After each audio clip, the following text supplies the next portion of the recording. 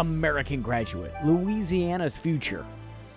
A New Orleans Public Media Education Reporting Partnership made possible by Baptist Community Ministries.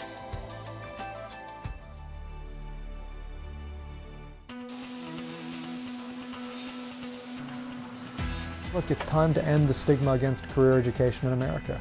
It's been too many generations where we've ignored the 80% of Louisianans who don't have a four-year university degree. Keeping students on track to complete high school while preparing them for both the job market and college is the goal of a new direction for Louisiana education called Jumpstart. In none of our lives have we seen the kind of economic boom that exists in Louisiana today. Will we be able to engage our entire population in being able to participate in this economy? The emphasis is on education and training. Some people, school is just not for them, but I feel like if school is not for you, you still have to get education. A look at the state's vision to help every student become an American graduate and an important part of Louisiana's future.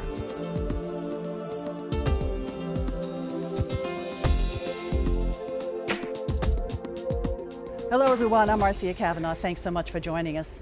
Well, Louisiana Superintendent of Education John White calls it a total restructuring of the state's high school system. Some say it's perhaps a bit like Back to the Future. The new focus on career education puts a new spin on what used to be called VOTEC, Vocational Technical Education. For the first time in Louisiana public education, it places career education on equal footing with the traditional college prep.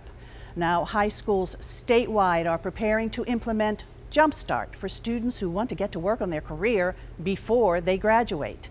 They can choose to pursue credentials in a skill or a trade while also earning the necessary credits for post-secondary education admission to 2- or 4-year programs.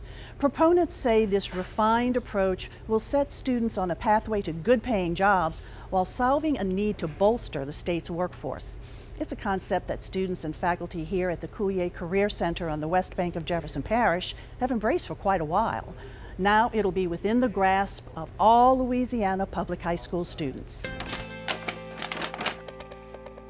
Stay focused, own your learning, do your very best work. Why? Because you are brilliant. Why? Because you are second to no one. Principal Mary Laurie starts every morning at Landry Walker College and Career Preparatory High School with words of wisdom for her students. Before they walk across the stage as high school graduates, they have the opportunity for dual enrollment to earn college credit. Some start early on a university degree. Others prepare for jobs straight out of high school as carpenters, cosmetologists, or certified nursing assistants by taking courses at community and technical colleges. Now, career education and workplace experiences will be achievable for every public high school student because of the Department of Education initiative called Jumpstart. Well, in our state, only 20% of the adults have a 4-year university degree and another 8% have a 2-year college degree. But the question that I'm left with is, what does that mean for the other 72% who don't have that college credential? And the workforce of today is not kind to people who are unprepared for it. This is a technical workforce, and in our state, it's oil and gas, it's transportation and logistics, it's the river, it's the oil fields, it's our new health and hospital system. These are where the jobs are. It's a technical workforce. Jumpstart is a program to get kids while in high school credentialed in technical fields that are in high demand across our state so that they can go on, they can continue their education, but they can also be prepared for the workplace so that they have a life of prosperity. They can raise their family right here at home in Louisiana. For some kids, that's going to mean going to LSU or going to Southern or whatever it is and getting a degree in political science or physics. But for a lot of kids, it might mean a career in process technology. It might mean a career in nursing. It might mean construction engineering. These are the jobs that are abundant in our state, and we've got to prepare more of our young people for those jobs, or else it's going to be someone else's graduates taking those jobs. Louisiana Superintendent of Education John White designed Jumpstart as a collaboration between school districts, colleges, and businesses to certify students in fields most likely to lead to high-paying jobs. One critical partner is the Louisiana Community and Technical College System, with its 13 colleges around the state. The role of the community college is to be responsive to regional workforce demands. And so what Jumpstart allows is an opportunity for our colleges to develop programs that are specifically geared for high school students, dual enrollment students, that lead to credentials and credentials that allow students to be able to go to work directly in their region, in viable jobs that are in demand, that pay a wage that is family sustaining. College System President Sullivan and Education Superintendent White rely on Jumpstart regional teams, including industry leaders and economists, to forecast job needs and recommend training. That leads the state to approve career tracks for students to be ready for their best shot at the best jobs. Career tracks recommended in July 2014 included for the New Orleans region hospitality, tourism, and culinary, and statewide 23 pathways, ranging from automobile service excellence to collision repair, to welding to web design. It's actually a total restructuring of our high school system. We've got to start rewarding and funding our high schools when kids achieve career and technical outcomes, just like we do when they achieve academic and university outcomes, and that's absolutely critical. Students in schools like Bonneville High in Jefferson Parish already have an extra chance to study careers. Jumpstart will allow all public high school students to spend more of their time learning job skills, as an elective for university track students, and mandatory for kids who decide they want a career diploma with an industry-accepted credential when they graduate. It's all designed to help Louisiana employers fill jobs with Louisiana students who need good futures and more incentive to become high school graduates. Because for too long, there's been a stigma against career education in America. This has been 2 generations now where American public schools have been told that career education is a secondary path. It's the least preferred path. We've underfunded it and we've underfocused on it. By opening up this pathway, we're going to give kids, boys and girls, a motivation, something they're interested in, something that creates a vision and that compels them to stay in high school, as well as the adult relationships and the peer relationships that are most important to graduating.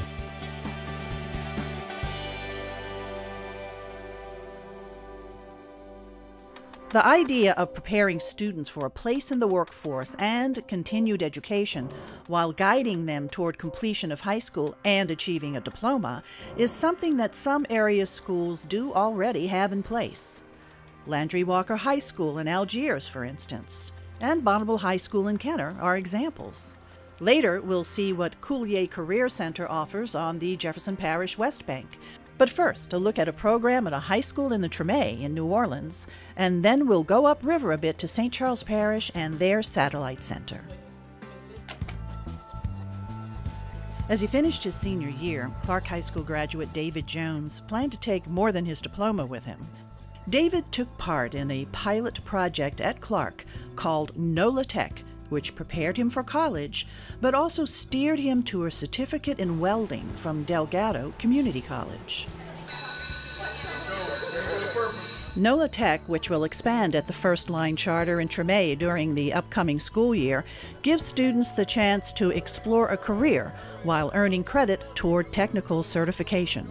NOLA Tech, or NOLA Career and Technical Academy, is an opportunity for high school students to earn career-ready credentials at the same time they finish their high school diploma. To do so, we are partnering with Delgado Community College to offer a Certificate of Technical Studies. Some of the programs we're working with NOLA Tech on include welding, culinary arts, advanced manufacturing, digital media, and of course several of our healthcare programs. What's unique, I think, about NOLA Tech is they have a very sound board, advisory board, which consists of business and industry folk who are aware of these high-wage, high-demand jobs that are existing in our area, in our region right now, and support high school students being trained. First Line School's CEO Jay Altman says NOLA Tech fills a twofold need. And I think there's been a lot of emphasis on four-year colleges, and now, college going, but what we've realized is not all students end up choosing that pathway. And so how do we create pathways where every student can be successful? And at the same time now we're also getting feedback from businesses and from the state that actually we're short skilled workers in a lot of areas. So not only are we not reaching all students, but we're actually not meeting the needs of our economy locally. The idea is to better prepare students for the workforce, but also impart to them the importance and relevance of education and a degree. It's definitely trying to get kids to get their high school diplomas and beyond that, to give them something to look forward to after high school. I think it really was a motivation, because at one point I really didn't want to attend school anymore. But once I got introduced to the Know the Tech program, it helped me change my life, a 360 turnaround. So yeah, and it just helped me stay focused, and it teaches me that everything has to be earned. It isn't given. And, it's a big motivation to me. Reducing the number of dropouts and increasing the number of graduates is a nationwide goal. In Louisiana, graduation rates are at 74%. They're rising, but still off the target of more than 80%. Let's go. Come on, with a purpose, son. There you go. There you go. You're doing it. You're doing it. It's hoped that offering students a first-hand experience in a possible career track will help them gain a high school diploma and more. This is essentially a college for everyone track, whether it be a 2-year or 4-year college. But a critical component of the career and technical education is engaging people to explore the careers available through these pathways, and also connecting what we're doing in the classroom to tangible, real-world situations and employment opportunities. So as David leaves high school and heads for college, he says his NOLA Tech experience taught him more than welding. It helped him learn a lesson he hopes other students also embrace. Knowledge is power. That's what I want to say. Knowledge is power. Knowledge is everything. No one can ever take your knowledge away from you. Staying in school, it's like the best thing that can happen to you. So just enjoy school and make every moment of high school, middle school, your junior, everything. Make it all just the best years. Yeah. You have any alarms yet? Did you check your alarms? Yeah. These St. Charles Parish students are preparing to be part of Louisiana's workforce of tomorrow. As high school seniors, they completed a course that acquainted them with plant operation and also earned credit toward an associate degree in applied science. An introduction to process technology teaches them the life of a process technician, their job duties and responsibilities, and basically they learn about the equipment that they're going to be working with in the plants. The St. Charles Parish Schools Satellite Center offers juniors and seniors from Hahnville and Destrehan High Schools the chance to explore what careers in areas like culinary arts, education, media, plant operation, and healthcare are like. We are here trying to help our team members, which we call them, ready for their next level, whether it be a 4-year degree at a university, a 2-year community college, or going straight to the workforce. We focus on teaching them life skills as well as the content. The Satellite Center has been operating for about a decade. 200 students attend on average each year. We want to give them an opportunity to see what it would be like if this was the field that they were interested in and they were actually working, and give them that feel to see, is this what I want to do, or no, this is not for me. Students still need to take their core 4 courses: math, language arts, social studies, and science, which they do at their respective high school for half of the day. Then they go to the Satellite Center. It brings a lot of opportunities for the team members to look at some of these areas of concentration or careers that could be a possibility in their future. Not everyone that takes P-TECH is going to be a process technician. I have some that are taking this course as a base for some going into engineering, so they get a better idea of how plants operate. I wasn't 100% sure what this was, so once I figured it out, I was like, all right, maybe this is something I would like to do. Then we went to the different plants and kind of checked that out. And now I realize that this is something that I could enjoy doing. It prepares you for your future, and like it keeps you interested and wanting to know what's next and getting you a head start in your career. It's taught me a lot. It's taught me a lot of hands-on experiment. We get to work with different things. We get to go on different field trips and visit different plants, and that's what get to actually experience what it's going to be like in the future for us. And these three young men envision their future as joining the more than 24 St. Charles Satellite Center process technology graduates who are now members of the Louisiana workforce at area industrial plants.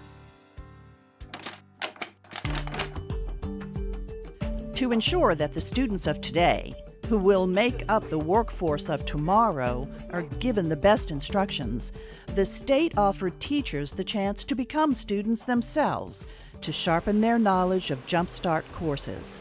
Why don't we just start with bending the 90 on both sides? More than 300 educators from across Louisiana attended the Jumpstart Super Summer Institute at the South Louisiana Community College in Lafayette. It's an effort on behalf of both the Louisiana Department of Education, South Louisiana Community College, and Louisiana Community and Technical College System to provide educators around the state, that being both secondary and post-secondary educators, with an opportunity to pursue certification training in our Jumpstart certification areas. Yeah, I mean, look, the teachers are key. And whether it's our principals, whether it's our counselors, whether it's our career teachers, one of the critical things is that they have the state-of-the-art credentials themselves to stay apace with the very rapidly changing workforce. Back 5 inches to get his 12-inch developed limb. This is the first time that they've had it in about 3 years.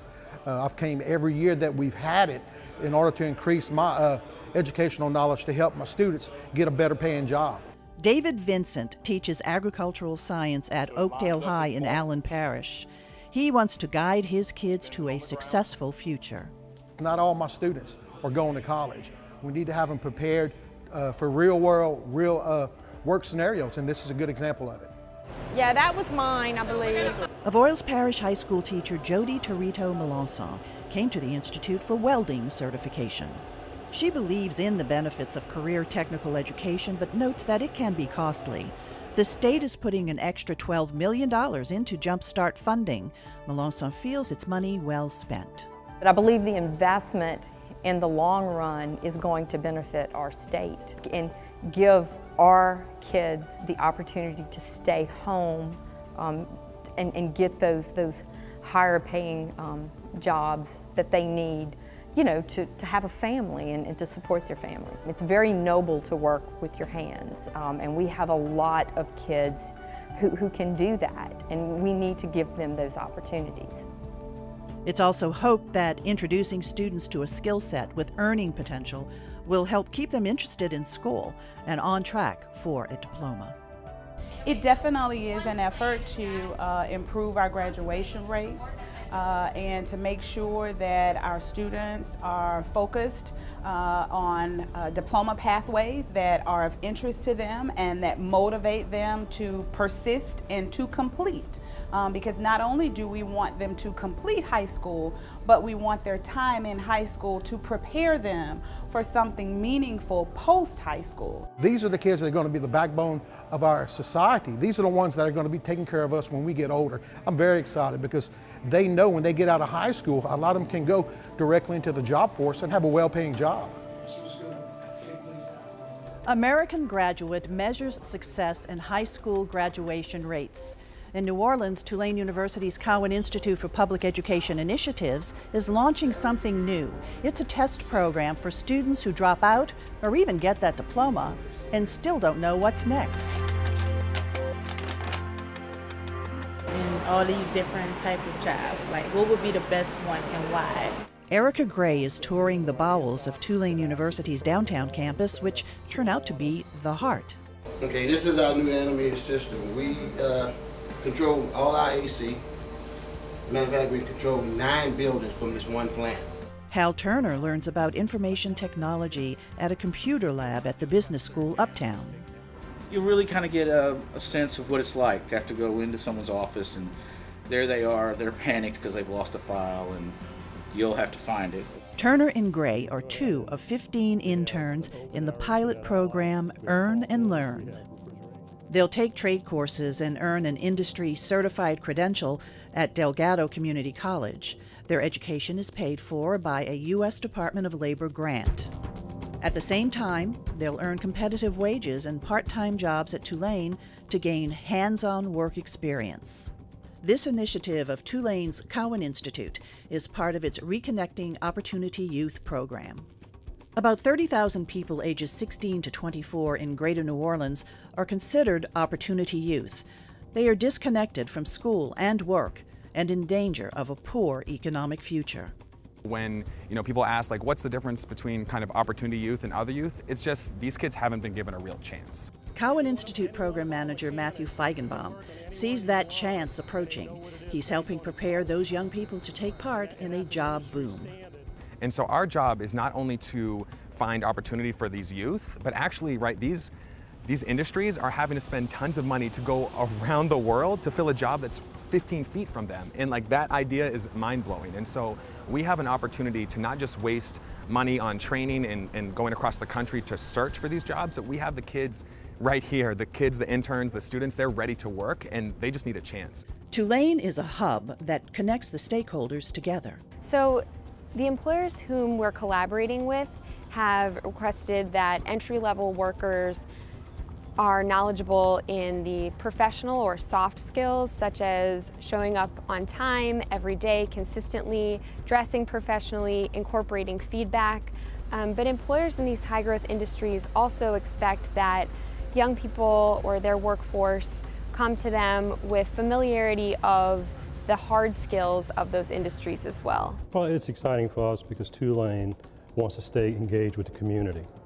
And by doing so, bringing these young men and women in, it gives them the opportunity to see that there are skill sets that they can do and that there are skilled trades they can do that they can, with the proper training and the proper classroom time that Delgado is going to offer them, that they can look forward to a productive and exciting life. High school dropout Erica Gray says Earn and Learn is a door opening for her. I want to put myself in GED and I put myself into this program, and I'm going to keep on encouraging myself to get farther and further so I could get further in life. Right now, she struggles to survive without the skills she needs to make good money. And $750, you can't really get by on $750. So I encourage all the young people to get back in school because school is the key. Knowledge is power. Hal Turner did graduate from high school in the spring, but even with a diploma, he says too many kids don't reach their potential. People that finish in high school, they're just jumping into jobs at McDonald's and all that. That's okay, you're 16, 17, that's okay now, but what you gonna do when you're 40, when you're 50? He's ready to take a big step forward. You never wanna be the same, you always wanna better yourself. With education and certification, there's no stopping, you can go anywhere. To get to that successful place means employers and educators working together. New Orleans family-owned Latrim Corporation is one example of a collaboration in place for years. At Interlocks, we make modular plastic conveyor belting, and as part of that, we injection mold parts that go together to make up a conveyor belt. Interlocks is the largest division of Latrim's 1,800-employee global company. If we looked at our ability to hire people in certain trades, machinists, welding, etc., it used to be we could just put an ad in the paper and we would get a number of applicants and fill that position pretty quickly. But over the past few years recently, we've been noticing we're having much more difficulty filling those roles, especially the higher level skilled positions in the machining area and otherwise. So a lot of our hires now, over 50% in those trades, are coming from out of state. To try to fill those jobs at home, Latrim turned to the schools.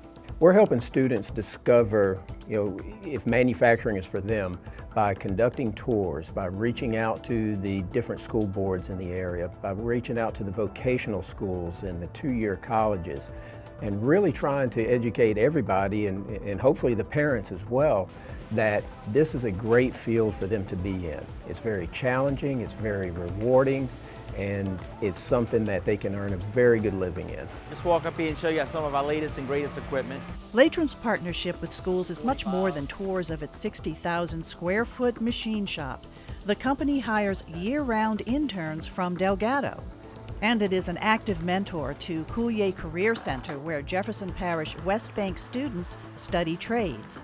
Latrim virtually adopted the school's machine shop. What Latrim did was we pushed the school to move their machining program into this larger area, paint the floors, lay the machines out. We donated this mill. We assisted the Coulier getting NIM certified, which is a national certification. A former Latrim machinist who also instructs at Delgado teaches the class. We are training these students to go out in the world of work ready as soon as they leave this class. Student Kyle Thomas was motivated on a field trip to Latrim to become a machinist. I wanted to find something I was really interested in, something I could, I wouldn't get tired of doing my whole life. Now students across Louisiana will have opportunities similar to Kyle's. Whatever program you're in, I need you to take it seriously. Coulier principal Preston Gassery says learning a trade gives everyone a jump start. These programs provide students an opportunity to become more focused, to care more, to believe in themselves, to strive for a certain goal. But I hear people say if they're not going to college, even if they're going to college, they should have a skill. You and I both know when we get to the job market and you tell the employer, well, I'm a college grad, he's going to say fine, but what do you do? Latrim is playing an advisory role and says industry's input is vital to help grow the state's workforce at home. And so for students to come in already knowing that this is what they want to do and having some skills to get a jump start on it, that's going to set them up for success, and they'll be able to move quickly into their career. Louisiana Career Education has been retrofitted to offer students a diploma through the Jump Start program that can take them directly to the workforce or onto college or both. The idea is to get Louisiana's talent into the workforce, making solid wages, solving a need for new employees while creating expanded opportunities for young people to become part of the economy. Architects and supporters of Jump Start say it's about jobs and education, and offering the chance to every student in the state to become an American graduate and an important part of Louisiana's future.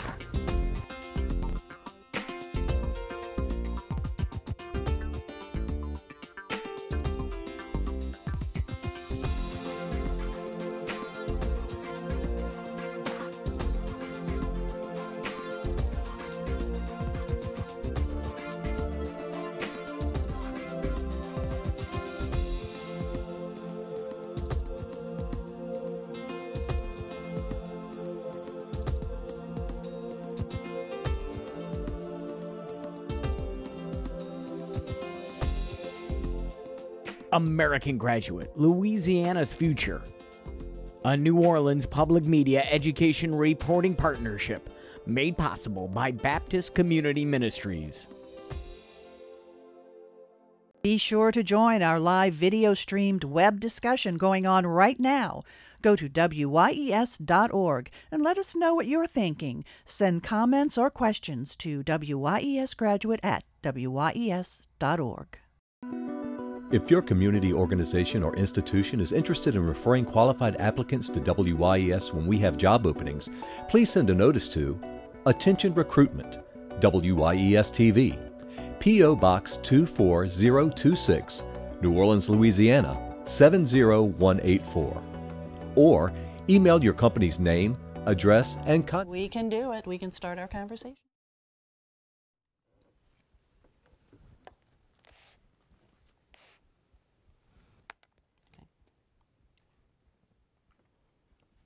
Hello, everyone. Thanks so much for joining us. I'm Marcia Cavanaugh. I'm Community Projects Producer here at WYES. And the program that you just saw on Channel 12 about Jumpstart is part of an ongoing project that was launched a few years back by Corporation for Public Broadcasting and PBS called American Graduate. So we continued this, and also as a special project that we have done in partnership with WWNO Radio, 89.9 WWNO Radio. It's a public media partnership in education reporting, and with me is Eve Troe, who is the news director at WWNO. And so first I'm going to have Eve just kind of explain what you guys have been doing over this past year. Well, sure, Marcia, thanks to the good work that you've been doing on education, we were able to get in on it as another public media outlet. We're pretty new to the news reporting game locally, switched formats as a radio station about 2 years ago now. And so this is our first entry into the world of education reporting on New Orleans. It's been a big year for us. We've had several dozen stories, both small newscast items and then feature stories throughout the year on all kinds of aspects of public education in New Orleans, from pre-K through college graduation. And we've been very thankful to work with you and see the good work that you've done, and happy to be here to talk more about all the issues brought up in the special we just saw. Yeah, it's a good partnership, this public media partnership, and it's going to go on for at least another year or two, where we will be doing education reporting. I'm going to introduce you also now to the other members of our panel who also are very, very involved in education issues. Steve Beatty, who is the editor of The Lens, and The Lens, too, has done a real focus on education reporting. We're going to find out more from Steve about that in just a little bit. Shedrin Burnside, who is the site director for College Track. David Duran, who I think you guys just saw. He was interviewed in one of the pieces that we had in our Jumpstart American Graduate Louisiana Futures. David is the vice principal over at Clark and also the NOLA Tech director. And Matt Schwartzman, who is the director for New Orleans Kids Partnership. And I know that you were involved with several different groups as a coalition, and we're going to find out about that. So before we really jump into our conversation about Jumpstart and other education issues, I do want our panel here to background everybody about their respective organizations. Steve? Sure. Well, we are kind of the third leg of the three-legged stool of public media in New Orleans. The Lens is a nonprofit newsroom, part of a new model of creating deeper investigative stories that are produced much to the same quality that people have come to expect from WYES and WWNO. And one of the 5 main areas that we cover is education. And an area that we take a particular interest in, and it's hard not to in this city these days, is charter schools. We have a charter school reporting corps that makes it our policy to get out and cover every charter school board meeting that's happening across the city. And with 45 different boards running about 65 different schools, that's no small task. That's a lot of reporting you have to do. It is. And yeah. It's all been really, really excellent reporting. Well, thank you. Shredrin, let's have you describe what the work is that you guys do here in College Track. And College Track is actually a national enterprise, is it not? Yes. And you are the site director here in New Orleans. So why don't you tell us what you do? Yes, it is. So College Track New Orleans, we work with young people from the end of 8th grade through college graduation. Our focus is on supporting young people from under resource communities who aspire to attend a 4-year college, and we come alongside and partner with them. Our work is longitudinal, so again, we start with them very early, and we actually, as we have college juniors now, we're beginning to transition into college and beyond work. So this is a very timely conversation for us. So you start at 8th grade, I think, is when you identify At the end them? of 8th grade, so we recruit students when they're graduating from 8th grade and beginning to pick their high school choices. They choose us as well, and then we partner with them until they earn their first college degree. Okay, we'll learn more as our conversation continues. David? Yes, First Line Schools operates Joseph S. Clark Preparatory High School. I serve as the vice principal, and our mission is to serve as a safe and supportive, rigorous community school, supporting young people to find and create individualized pathways to post-secondary success in college, a career, or both. NOLA Tech, or NOLA Career and Technical Academy, is a program within Clark High School that partners with Delgado and offers students the opportunity to earn a certificate in technical studies and prepare for high-wage entry-level jobs in high-growth industries immediately after high school.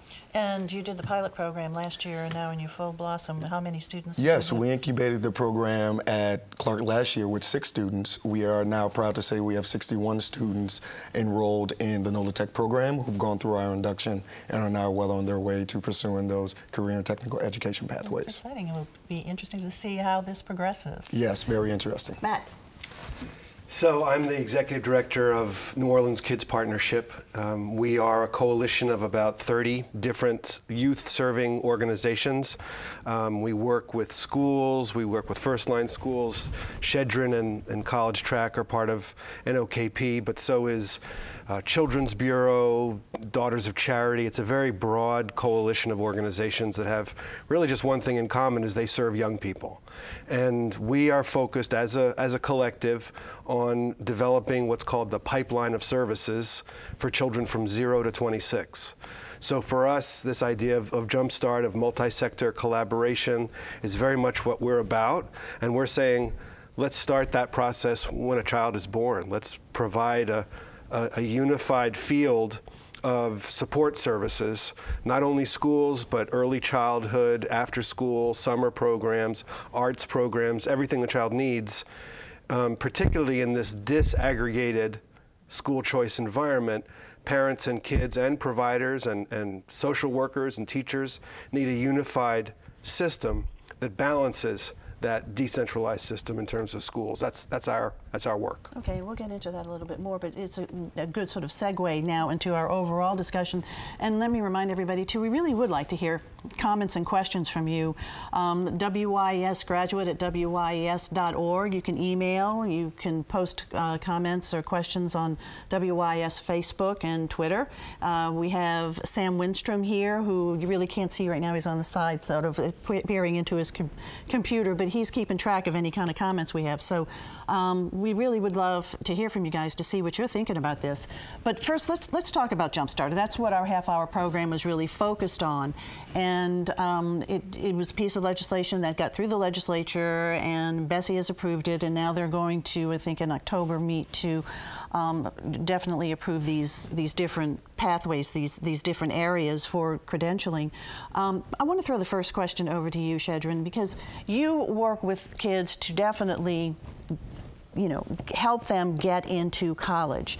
I think some people have said, well, gee, a career emphasis diploma maybe steers people away from college, which of course the supporters of Jumpstart say that's anything but. We really are supporting continued education. But how do you envision an emphasis like this?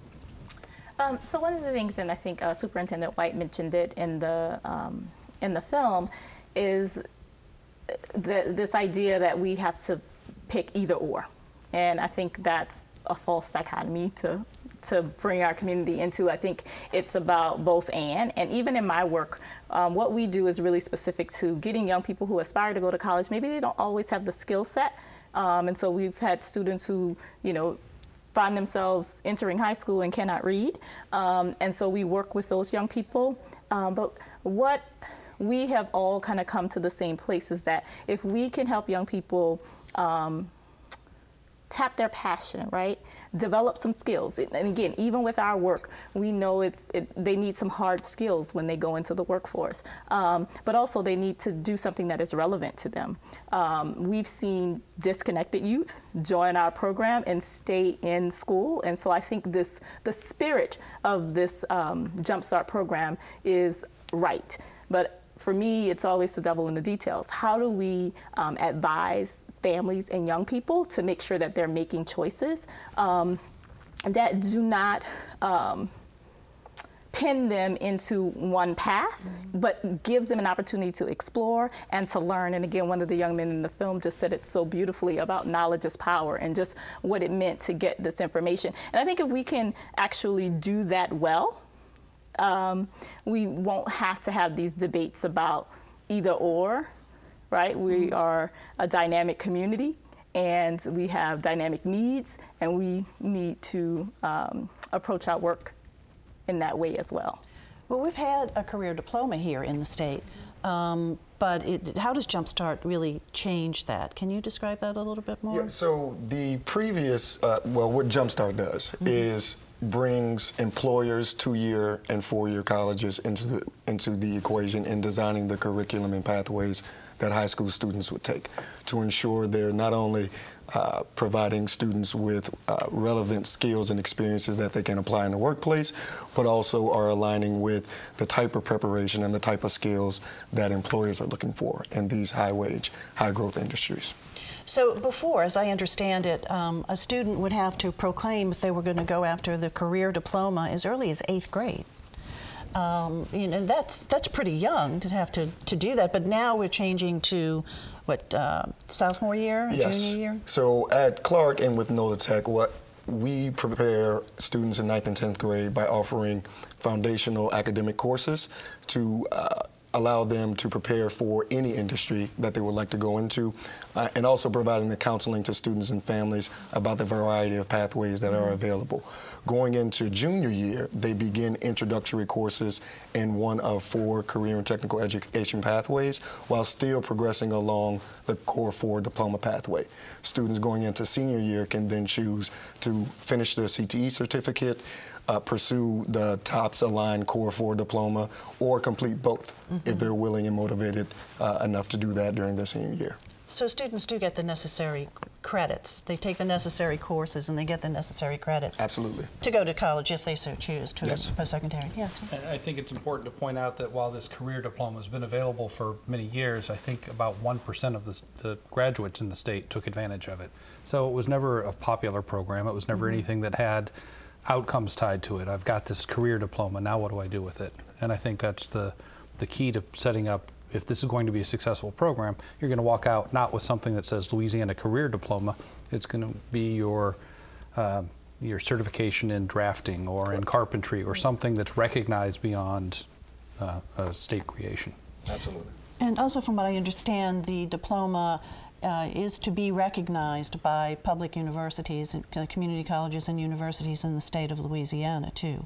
It's going to have an equal weight to it. So American Graduate, what American Graduate has been about is making the communities across the country aware of America's dropout problem.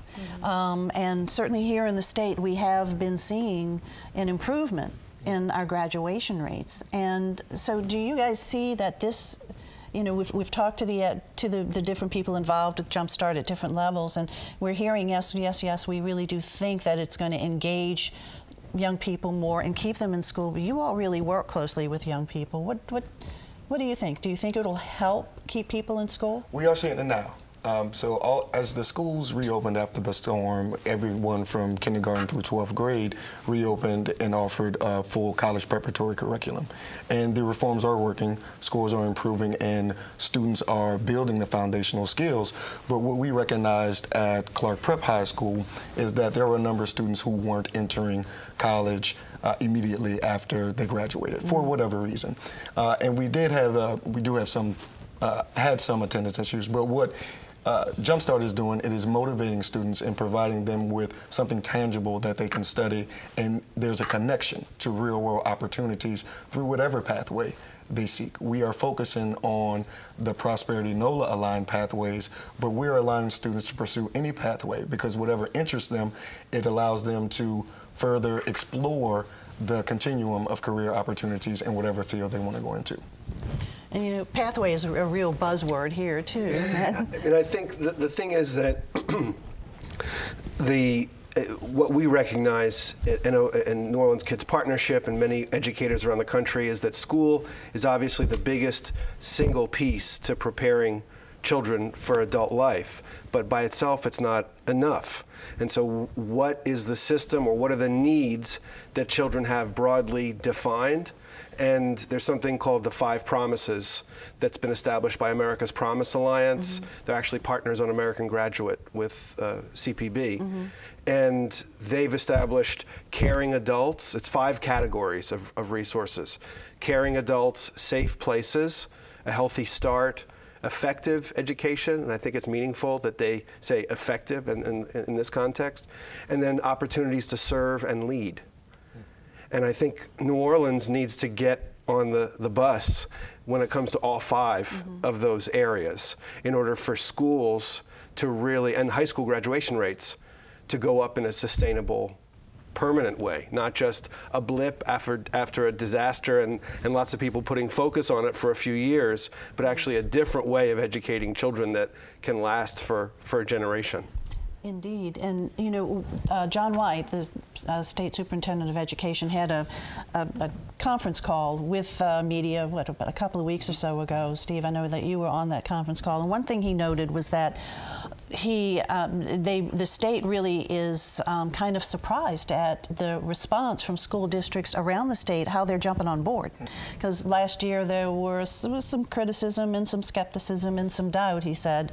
But now, you know, all the districts, every school district in the state says, yes, we want to do this. So it has started this school year, but I think the full rollout is going to be in 2016. So, you know, we'll be seeing how this works and how students do really respond to it. So to you two guys who are in the media, in covering education issues, I kind of would ask you to speak to what have you all seen as sort of a common theme in the stories that you all have been covering about education, would you say?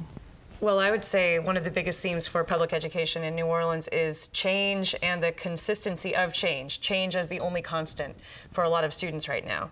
They change schools often. The faculty and administration at those schools changes more often. They may have a different teacher halfway through the year. They may have a different principal from year to year. They may change schools altogether from one year to the next, depending on whether that school closes or their parents decide to go somewhere else. They may want to go to a certain school but have transportation issues getting to and from that school. So there's more choice than ever, and there are more pathways than ever, but the ability of all students to access all of those pathways doesn't have to do with the simple availability of the pathways. And I would also want to ask a question to Steve and to all of you, really, whether you think that this diffuse charter system is actually better at making students and parents aware of options like Jumpstart, of the career diploma, or whether that information is in fact more challenging to find now because there is no one clearinghouse for it. I mean, you can't reach every student and every child with your group. You have to hope that they come to you. The same with you, the same with your school. You have to hope that the marketplace brings these students and parents to you. What result does that have for families in terms of their awareness of options like the ones that we're talking about tonight? Well, please go ahead. There's a word that both Matt and Eve have used that sometimes makes my skin crawl in the current arrangement, and that's system. This is not a school system. A system is something that works together, and all the parts, you know, there's a cog and a gear, and they all do something that's important to the machine. By design, this is a very diffuse organization. It's a loose system, and I think you've identified a key problem with that. Where's the one place you go when you want to find information on it? You know, there are citizens groups, there are people that are making guides, citizens guides to all the schools, but somebody comes into town, they move into the neighborhood, they call up the school board and they say, hey, where's my local school? I got a couple kids and they're really ready to go. And you don't have one, is the answer. You don't have a local school. You're going to have to go find them. There's a book out there, maybe that this group is produced, or a website that this group is produced, but there's not one single place. And I think you're right about the consistency or lack of consistency of teachers, of schools. Even if that student stays there, even if that principal and teacher stays there, the school might not stay there. It might be gone the next year. So even though they're comfortable at it, so it's very difficult. So from Kids Partnership is very much focused on the same issue that you've identified, and our position is that school choice is here, and we're in the middle of essentially a 20-year experiment, if you think about it, this kind of pretty fundamental change in generational terms, which I think we have to do. So I think a lot of us feel like the first 10 years has been 1,000 flowers blooming, and the next 10 years will need to be, to some degree, about those flowers getting together in some way. Chopped off. And while some of them are being chopped off. But I mean, for example, one of the things we're working on, because Kids Partnership is a collection of projects being worked on by the various organizations. So we have a mentoring and tutoring, a coordinated mentoring and tutoring volunteer program. So 9 different mentoring and tutoring organizations are recruiting volunteer mentors together instead of separately. And we have a family engagement working group that puts out a directory called Connect to Educate, and we have for the last 4 or 5 years. But now what we've done for this year is we're actually meeting with other directories, and we're meeting with the library. And the idea is we're going to develop a training, a certification, actually, for librarians and other people in the community that want to have this knowledge about what a one-stop shop of a directory would look like. So we're not planning on Connect to Educate listing every single service, but we are planning on providing information about services that we know are out there and reliable, and then other directories that exist for people out there. So it's not a full resolution to what you're talking about, but we're very alert to the same issues and wanting to push the idea of coherence, if not a single system for everybody, because I don't think we're in that moment right now. We'll at least have a system of directories. A system of It's no one's job to do this, though, and the money is coming from charities, from foundations. How long is that going to last? I mean, are we building a system that's unsustainable because it's based on private money? Well, it's actually, Kids Partnership is based on the volunteerism of the staff of the organizations, because we're not funded to do most of what we do. And what we think we're doing is incubating something which by virtue of its demonstration will force or I mean, it's not force is probably a bad word, but will stimulate a larger institution that's capable of housing this to take it on. Because if you don't have something to look at and say, you know, this works, we need to keep this, that's relatively easier to accomplish than saying, hey, we don't have this, no one even realizes we don't have it, we need to make it. You know, so our idea is to incubate the ideas and demonstrate them in a small way so that they can be adopted and institutionalized in a broader way. So we're hoping that perhaps the mayor's office or the Department of Public Health has been very visionary in terms of defining health in a broad, preventive-oriented way, not just, you know, dealing with issues once they're you know, here, but also preventing them in anticipation. So anyway, that's what's. Shedrin? Yeah, I will say this: the issue that you raise is a huge challenge, and so. But here's what's exciting to me is I think the challenge before us is what is provoking the power within us. And so we are seeing collaborations like NOKP. We are seeing collaborations within, and we're not going to call it a system, whatever we have going on here with all the different organizations coming together. And I know when I think about my work, I saw College Track incubate in a high school in Oakland, California. And then I returned home and was happy to bring it here. But I never thought about it in the way that I saw it incubate in Oakland. It was very much birthed out of a deficiency model, like schools were not doing what they were supposed to be doing. Here, right, schools were coming back with a vision and a purpose to meet this challenge. And so we saw our work as how can we augment, how can we support what is happening. And so what I like to tell my students and families is that we don't hold a monopoly on the information. And so what I share with them, I want them to be evangelists in their communities to share this information. And so we also take an approach to educate our parents and other community members at large about it, because it is nuanced. I have 3 children in 3 different charter schools, and as a parent, there are days that I'm like, how on earth do people do it, right? But what that helps me to be is sensitive to the needs of this community. And I'll say it again, that this challenge before us is provoking the power within us to overcome it. And we've done some things like the one application. I think there's continued talk about ways to make this more navigable for the communities. But what I've seen is that people who otherwise would have been disengaged are now forced, even where we have low literacy levels, folks have to pause and make meaning of what's going on. People who otherwise would have remained disengaged in their children's education, in their neighbors' children's education. And so I think there's some tremendous opportunity. David. Yeah, at the school level, we do participate in the One App as first line schools, as all of our schools are open enrollment schools in Orleans Parish. And what we want to do is focus on the counseling piece. So really getting with students and families to explore the options available to them. And that's why we partner with Delgado to offer a broader array of options.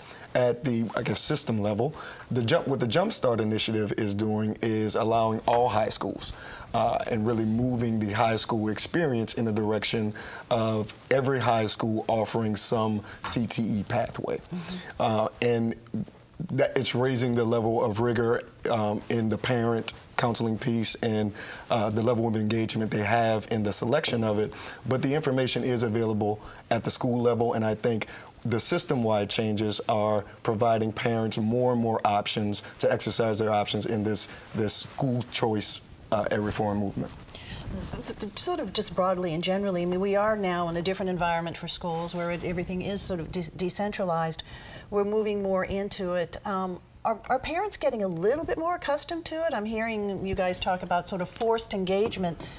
Are you seeing that, or are people getting a little bit more used to it, a little bit more knowledgeable on how to navigate? Well, I think the Cowan Institute is who I listen to around these kinds of issues, and their research has indicated that parents are generally favorable about the school choice system in general. It breaks down when you start asking them about their school or, you know, the issues that they may face individually, but they feel, I think most people feel like this is better than it was. And I think we all have to think about that, you know, compared to what it was. And so I think that's a simple answer. I think that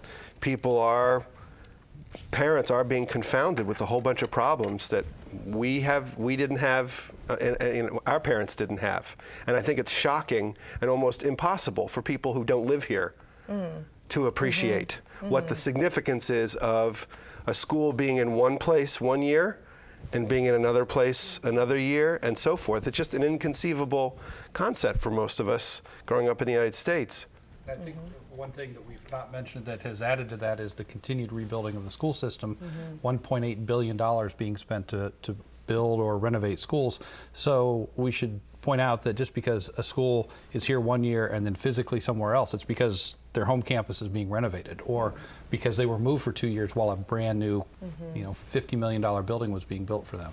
So the opportunities that the students have to go into modern, state-of-the-art, air-conditioned schools, that shouldn't be underestimated. I mean, what an incredible place to go to school without air conditioning. David, what are you guys finding in the First Line Network with your parents? Are they becoming just a little bit more acquainted with this whole new way of doing things and more used to it, liking it? Certainly, but we could use more help. And I think with the Jumpstart Initiative, and even with compound effects at the K-8 level, it is involving employers as part of the solution, and they're galvanizing through organizations like New Orleans Business Alliance and GNO Inc.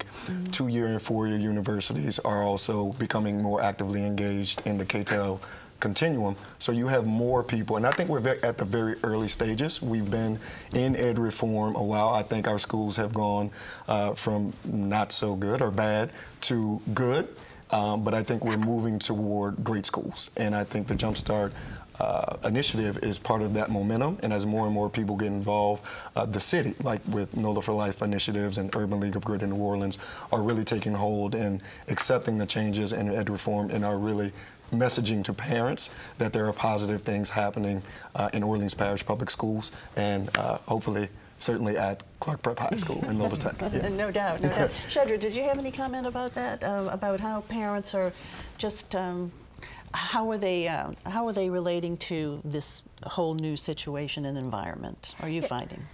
Parents are becoming more and more accustomed to it, and I also like to think of myself as listening to the community. So I think there is a wealth of information in those individual challenges that parents are facing, whether it's because I have a student with special needs or it's a transportation. So those are the things that we have to continue to make more navigable and supportive for our families, right? That they're not out on an island with those types of larger issues. But I do agree that parents like having a choice.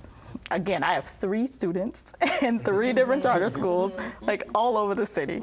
We're in a first-line school uptown, in Algiers, and in the CBD. How do you do it? Lots of coordination because the transportation is a monster. Yeah. And so, you know, I think about that because I have 3 distinct young people. My 2 high schoolers should not be in the same building, and I respect that. And so I think parents are coming to terms with this, and again, a lot of the frustration, it is about those individual things, and those are things that leaders have to take up and support our families with. And something like transportation becomes even bigger. It's like our transportation infrastructure, right? And so there are other people like our city government and, you know, RTA, and we all need to build more collaboratives so that we can help families really take advantage and fully access all of these wonderful opportunities that are emerging. Let's kind of shift focus again back to Jumpstart and dealing with our high schoolers and try to help them get through high school with a purpose, with an idea of what they can do, how to have a sense of relevancy of this education that they're getting. And I did have a question that came in regarding the soft skills in Jumpstart training. Talk about that, if you would, Dave. Yeah, so we really view the work that we're doing in 3 components. There are the foundational academics, which we offered at Clark, the career and the technical education, which we do partner with Delgado and other partners, but then there are the life skills or soft skills, which we view as character development, workplace professionalism, and independent living skills. And with that, and as part of each CTE pathway, there are workplace-based learning experiences so students can become acculturated and accustomed to any professional endeavor. So we incorporate internships, job shadow days, guest speakers and mentors visit the campus to speak to students directly about the skills that are relevant and attractive to employers in the market, whether they're entering the workforce immediately after high school or college. We also weave these life skills into courses from 9th grade through to senior year.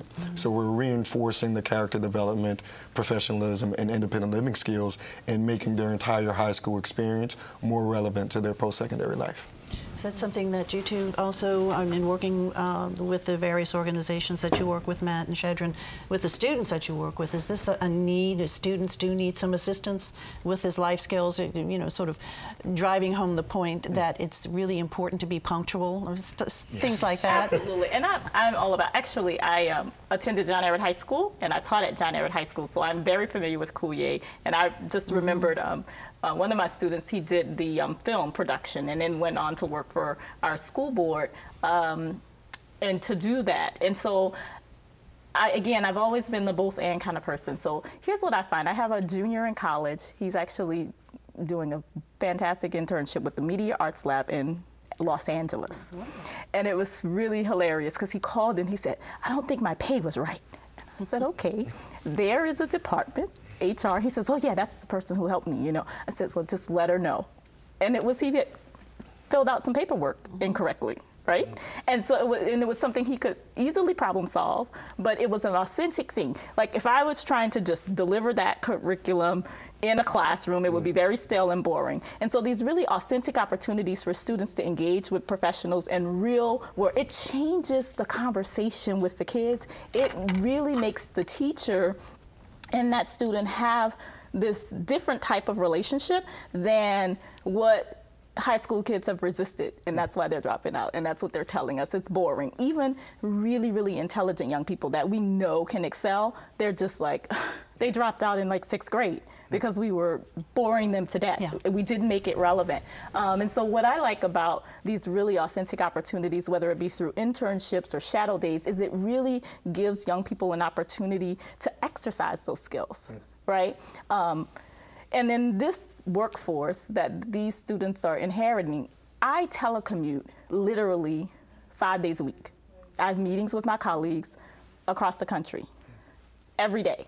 It's a very different place than what my father, who was a welder, who, you know, got up, went to, you know, a job and came back. And so when we're talking about punctual, it's different. You might have to self-regulate because you're working from home. What does that look like? What does that feel like? I think there are just, again, tremendous opportunities for us to provide authentic opportunities for students to practice some really high-level, sophisticated skills that they will rise to the occasion with because it's relevant to them, and not because, you know, it's a part of a checklist and we're going to give them some points. Yeah.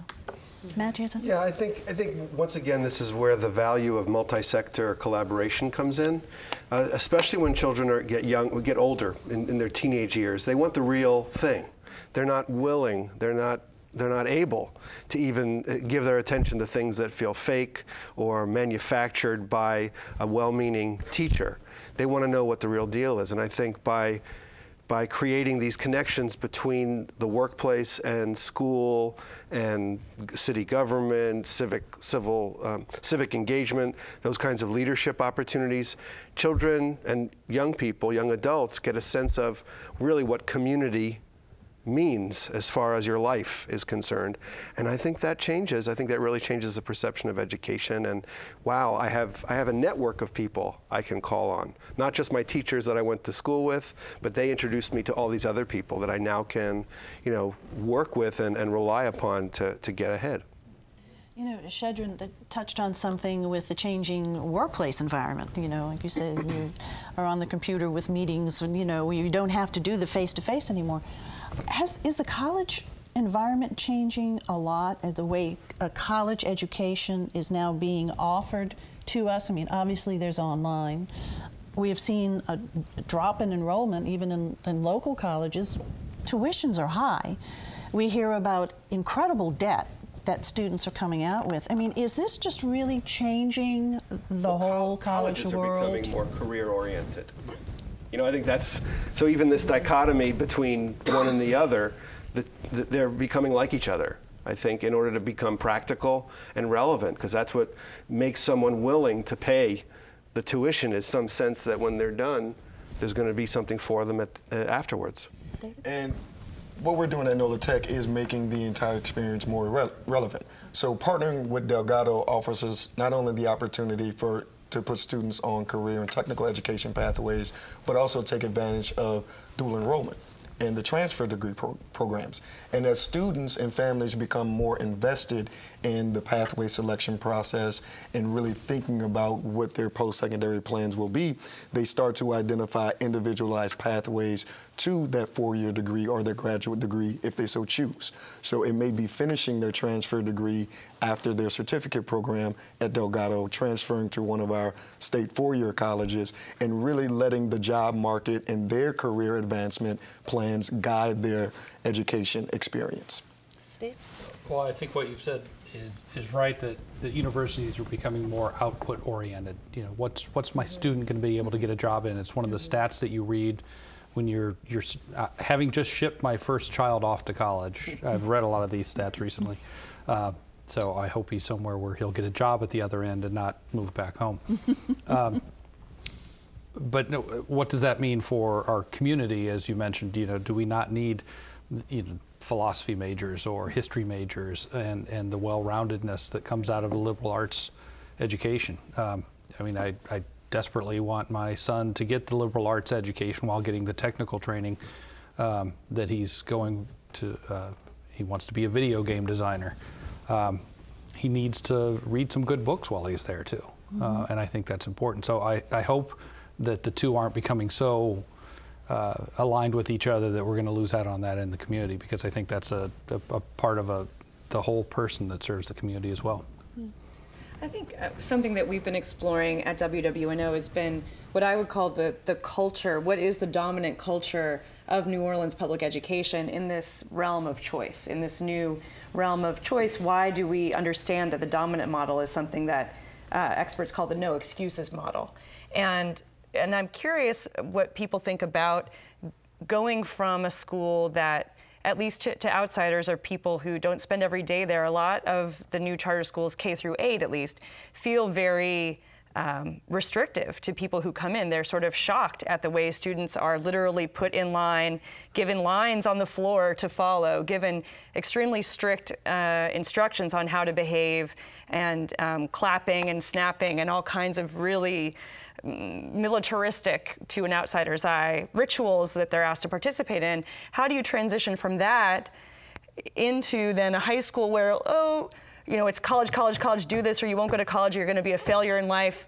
Where does this transition come to? Well, you know, if you want to be a welder, that's an option. If you want to learn how to telecommute, that's an option. All the way into, well, college isn't always about taking standardized tests. It's about learning to think for yourself. How do we create a system that encompasses that range of teaching styles? Well, at First Line, at the K level, we focus on providing the rigorous academic experience, but also a rich variety of experiences that focuses on whole child development. Our goal is to make every 8th grader college or career ready going into high school, so they can then choose more in a more informed manner now later in the high school experience and really pursue those individualized pathways. We recognize at the high school level that the full college preparatory curriculum wasn't adequately serving all of our students, so we added the career and technical education programming to complement our college prep pathways, and we fully envision in the next few years students taking advantage of both.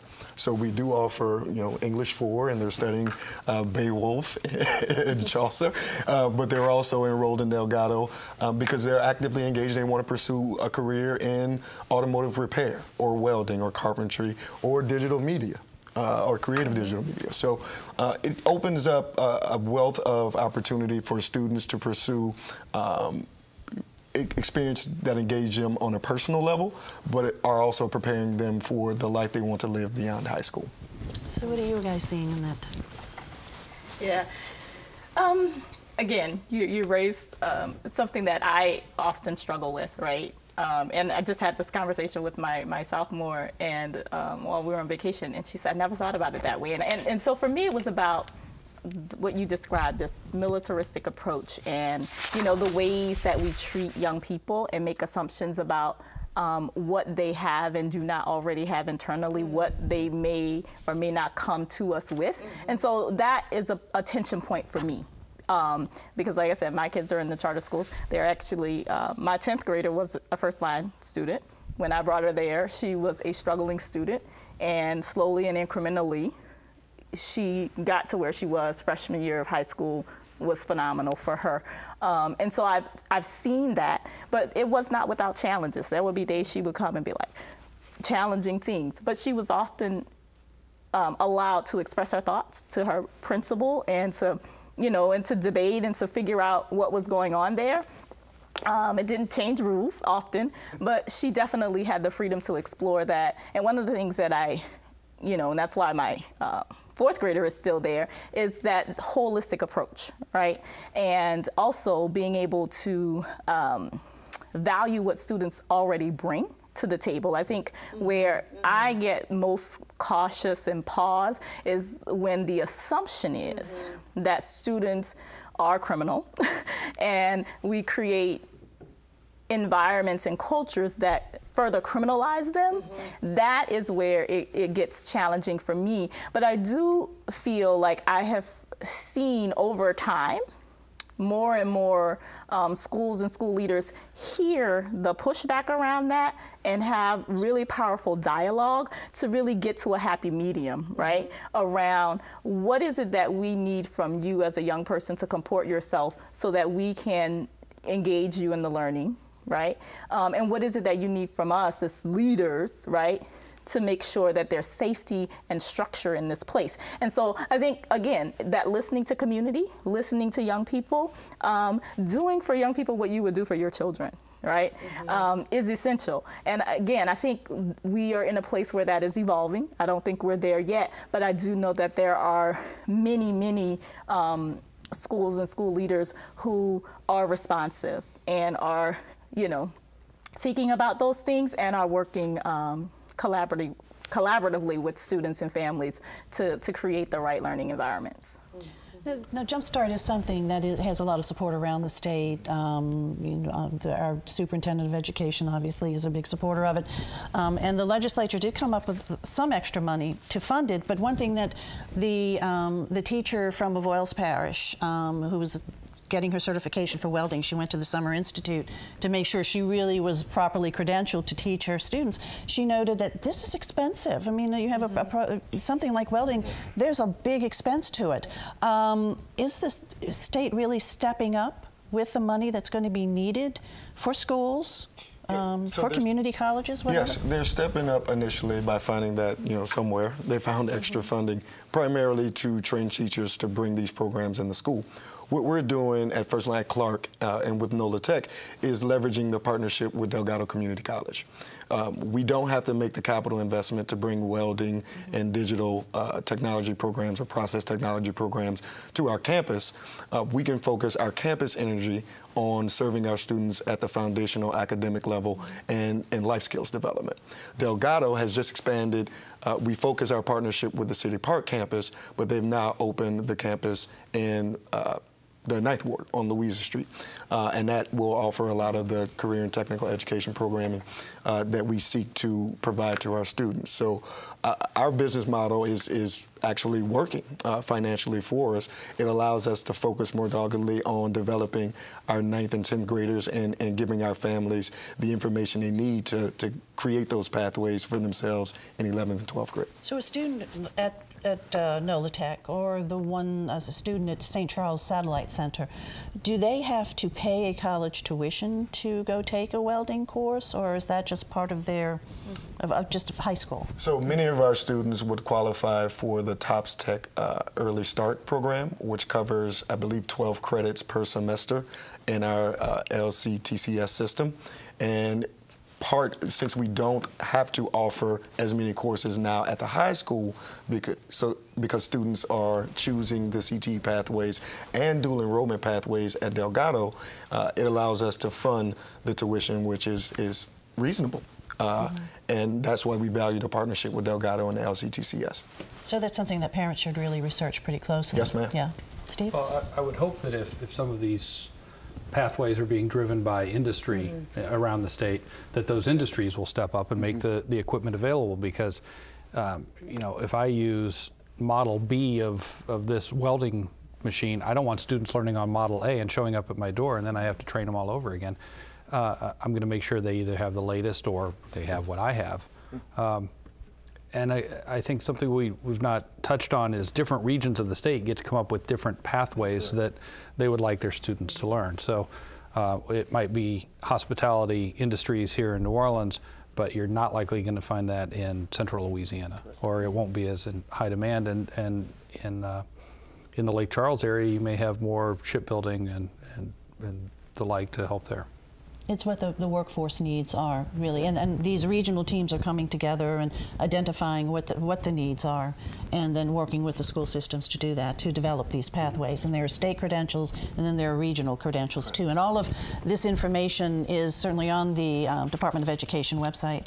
And you can go to the WYES website on this site if you're watching right now, which we would assume that you are if you're seeing us. We have a resources page with a bunch of links, too, that'll give you a whole lot more information. So as we move toward wrapping up this discussion, just sort of first generally, just your assessment of this focus now, sort of this refined focus. It's not brand new. Actually, VOTEC was, decades ago. We sort of let it drop, but now we've got this refined focus. Is this going to help our students? Is this really, do you feel, a good opportunity? Can we just have a little bit of discussion about that? And I think to me the big question is a systems question, because the Jumpstart initiative, like much of what's happened in school reform in the last 10 years in Louisiana, is much more dependent on managing partnerships and collaborations and those kinds of things, and those are difficult to sustain. And so even if, and I think it is true that this program and the programs that have been developed are genuinely better, how many people will they reach, which is your question, and how long will they be sustained is a bigger question than the old centralized approach. You knew you could reach everybody in the centralized approach. You knew it was sustainable. in the centralized approach, because if the central administration bought into it, then they were committed to it. Now you have a lot more uncertainty, but a lot more potential. It sounds simplistic, but I think it's true. Shadra? Yeah, I think it will be good. Again, I am still extremely cautious, and so in terms of counseling my students and parents, I am going to be extremely vigilant and you know, read all of the documents and understand exactly how to make sure that folks understand the options that are presented to them. I think one of the things that I'm still challenged about is there are so many details yet to be worked out, and it gives me pause to think that we found the money. In terms of who should be supporting this and making sure it happens, it is a true collaboration. And so if we are going to be responsive to industry certainly should be supportive of investing in the students. And so I think that's a given. And we see the university systems are on board. You know, Delgado all the way through Tulane, everyone is on board and on message around this. But beyond the regional teams, I haven't really heard a whole lot about exactly where industry is going to step in to help us sustain this. And so again, I have some pause, but I am extremely hopeful. David? So, yes, industry does see our young people as part of the solution in addressing our region's workforce demand issues, and they're at the table discussing and helping us create these regional pathways, which we would like to, each region is developing for recognition by the state, and partnering with us to provide the introductory employment experiences, whether it be those job shadow days and guest speakers or more sustained experiences like internships or pre-apprenticeship work. Personally, I think this is an amazing opportunity. Anything that can provide our young people an opportunity to become more engaged, our families to become more engaged and take more ownership of their education experience, I'm in favor of. And it's providing young people a real, tangible pathway during high school to gain skills that are desirable and get them started on a real path to economic advancement. As media, what should we be looking for to monitor this as it progresses, do you think? Well, one would be the context when you talk about, as we did very early on, the graduation rate in the state has gone up. Yes, it has, but so has the nation's graduation rate, and we're still very far behind. So in answer to your initial question this round is it a good thing? I think so. Anything that's going to catch, if we're at about a 73% graduation rate, there's a lot of kids out there that aren't being caught, aren't being brought through the school system and given an opportunity. So I think that's a very positive step to address the entire population. I think we have to be careful not to, as a member of the media, to go out and do a feature story on your great new program and then not come back for 3 years and not come back and say, hey, those guys that we talked to that were about to graduate, we want to chase them down, you know, and ask their employer without you around, you know, did they arrive prepared? You know, do they have the soft skills that you talked about? And yeah, I think we have to be able to hold everybody accountable who's setting up the system that says it's great, it's an amazing opportunity on this end, it's an amazing opportunity, is it an amazing execution and experience in the end? Are the students getting the jobs, too? Eve? Well, I'm reminded of a story we aired this year which focused on 2 students who were getting their high school diploma, but after a lot of difficulty. They were in a so-called last chance high school. They just had a few credits left, but they'd had a real hard time getting to graduation. And when I hear about a program like this, I think if only they had been more engaged at an earlier point, maybe they wouldn't have wound up in that situation of struggling to get those last few credits. You know, they're already 18, 19, like you were saying, they're not engaged with the subject matter. It's just this box they want to check. When I hear about something like Jumpstart, I think maybe that would have been a better option for them. And again, the challenge will be reaching those students with these options, funding those options. I have done some reporting on programs like this in my previous role as a radio reporter at at Marketplace, which obviously is a business and economics show. If you don't know, the name should tell you. And went to Iowa, to a town where Maytag, the appliance company, started. Maytag left. The community lost its economic base, which is something that's happened in New Orleans before. And the high school there was just starting a program. Welding was a big focus. Certified nursing assistant was a big focus. Culinary arts was a big focus. And it was working. And it was funded in part with industry and with some money from the school district. And it seemed to be really successful from the teachers' points of view and the students' points of view. So I see no reason that we can't do something like that for Louisiana. We have to certainly keep trying. So as we wrap this up, I want to go around to each of you guys just to talk about what do you see your organization being involved in the coming year. Shedrin?